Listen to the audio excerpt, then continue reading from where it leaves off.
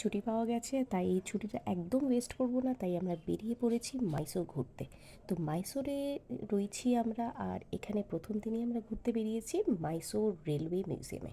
তো এইখানে আগেকার দিনে রেলওয়ে কোচেস প্রদর্শনী করা আছে, আর ভীষণ জায়গা, অনেকটা জায়গা নিয়ে এই রেলওয়ে মিউজিয়াম বানানো হয়েছে। আর একদম আগেকার দিনে সব কোচেস রয়েছে রাখার, বাচ্চাদের জন্য তো ভীষণ সুন্দর জায়গা, তারা খুব এনজয় করেছে। ইভেন আমিও ভীষণ ভীষণ ভীষণ এনজয় করেছি। এখানে মূল আকর্ষণ হচ্ছে টয় ট্রেন।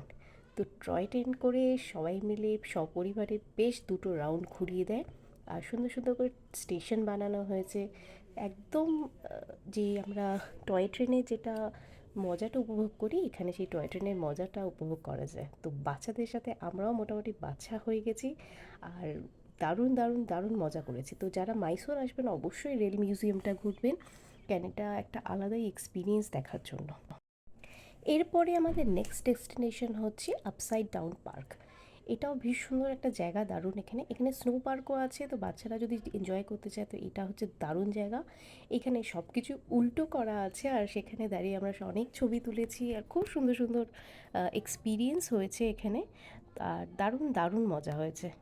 মানে মাইসোর এসে এই সব ছোটো ছোটো জায়গা ঘোরা ভীষণ ভালো লাগবে।